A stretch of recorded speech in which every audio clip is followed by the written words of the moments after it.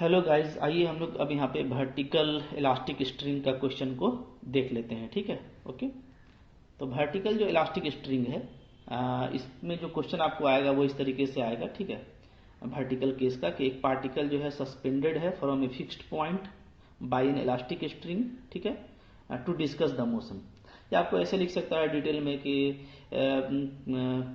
consider a vertical string which is fixed at any point and and a mass m is attached to the other free point.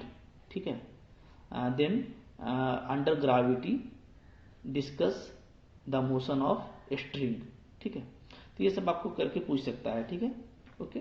तो आपको जब question पूछेगा तो उस तरह से बना के पूछेगा, अब आपको इसको डील करना है। ठीक है, यहाँ पे देखिए पहले हम सिचुएशन समझा देते हैं। इलास्टिक स्ट्रिंग का कैसे होगा, देखिए जैसे मेरा पॉइंट ओ पर मेरा स्ट्रिंग फिक्स है। ठीक है, और नीचे ये ओ ए है, ये आपका एक्चुअल लेंथ है स्ट्रिंग का ए। ठीक है, और ए पर एक मास एम है।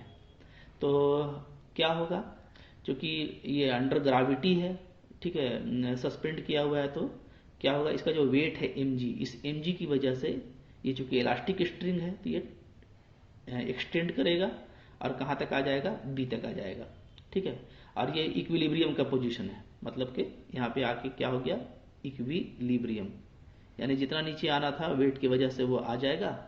तो टेंशन अप्लाई हो जाएगा पॉइंट बी पर, मान लीजिए टी नॉट अप्लाई हुआ तो ये एम जी से बैलेंस हो जाएगा। ठीक है, वेट से, और इतना पे ये रुक जाएगा। अब हमको इसका एसेशन चेक करने के लिए क्या करना पड़ेगा, ये तो नेचुरली कह लीजिए अंडर ग्रेविटी खुद से एक्सटेंड हुआ ए से बी तक। ठीक है, अब हम लोग बी से इसको फिर नीचे खींचेंगे सी तक। ठीक है, तो जाहिर सी बात है कि वो जो नेचुरल टेंशन था टी नॉट, वो हट करके अब नया टेंशन आ जाएगा टी। ठीक है, अब इस टेंशन की वजह से क्या होगा, सी से जैसे ही छोड़ेंगे तो पार्टिकल क्या होगा मेरा, बी के अबाउट में ऑक्सीलेट करेगा, यानी ऊपर जाएगा नीचे आएगा। तो इसको हमको डिस्कस करना है। ठीक है, ओके। तो देखिए मैं लिख लेता हूं, let O B fixed point, ठीक है, and O A equal to A is actual length of string. ठीक है, लेट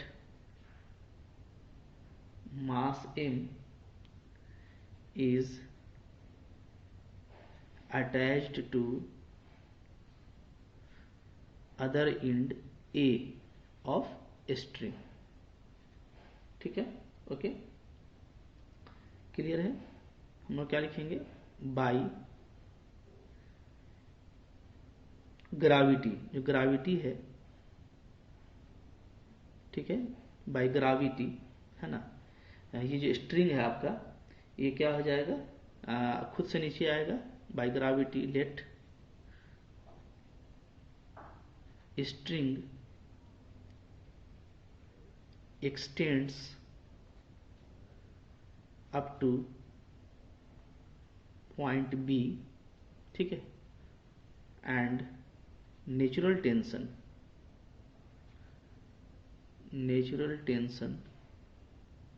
से टी नॉट, ठीक है, is eight point B.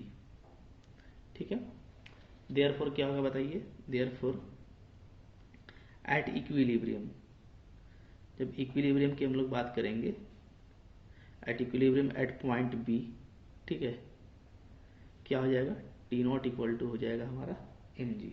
Clear है, ठीक है। अच्छा, ये टी नॉट कितना होगा, ये जो टी नॉट है हमारा, ये हो जाएगा लेमडा, यानी इलास्टिसिटी एक्सटेंशन। तो एक्सटेंशन कितना हुआ, ए से बी तक। ठीक है, तो ए से बी तक जो एक्सटेंशन हुआ है, उसको हम लोग बी कंसिडर कर लेते हैं। ठीक है, B by actual length A equal to M जी।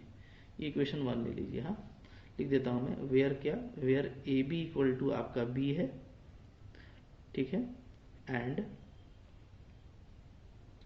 और क्या है, और ए तो एक्चुअल लेंथ है तो क्लियर है। ठीक है, और लेमडा क्या है, lambda is elastic constant. Clear, ठीक है, ओके। तो यहाँ तक आ गए। अब चलिए आगे बढ़ते हैं। ठीक है, द पार्टिकल is then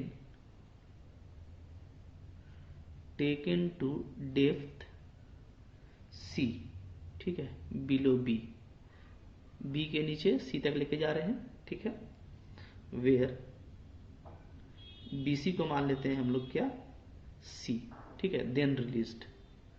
और फिर यहां से हम लोग छोड़ते हैं, ठीक है, तब क्या होगा ना। तो इसके बीच में कोई पॉइंट पी पर हम लोग डिस्कस कर लेते हैं, ठीक है। क्या लिखेंगे हम लोग, लिखेंगे let P B position of particle, position of particle, ठीक है, at any time, at any time T, ठीक है, वेयर क्या, बीपी क्या है हमारा एक्स, बी से लेके पी तक का जो गहराई है वो एक्स है, ठीक है। इफ टी बी टेंशन, अगर मान लेते हैं टी टेंशन है यहाँ पे, ठीक है, इन दैट पोजीशन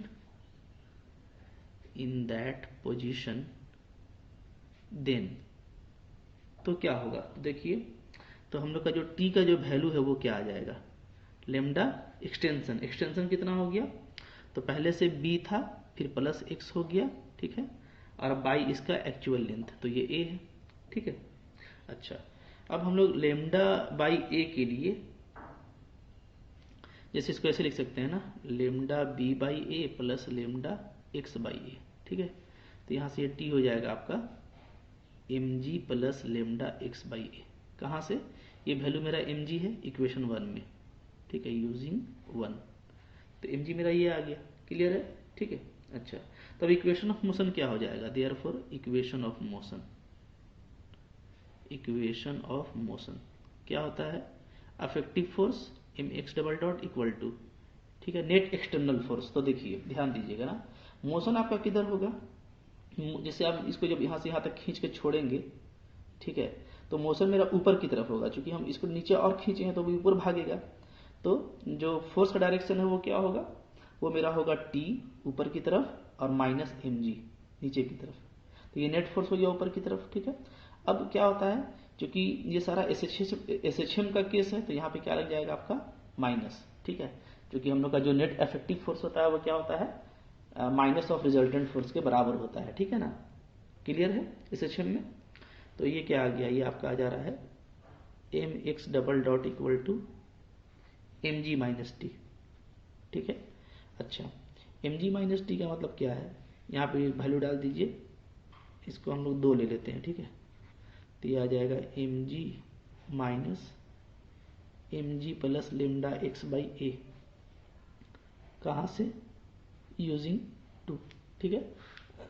तो अब देखिए यहाँ पे क्या हो गया, अब यहाँ पे हमारा आ जा रहा है, ये तो कैंसिल हो गया, तो हमारा एम एक्स डॉट आ जा रहा है क्या, minus lambda by A x, ठीक है।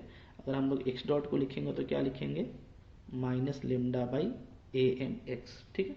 तो ये एस एच एम को कन्फर्म कर रहा है यहाँ पे, ठीक है।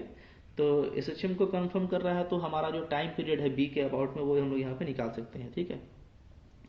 क्या है, this is S H M, ये एस एच एम है आपका, ठीक है, देयरफॉर क्या लिखेंगे,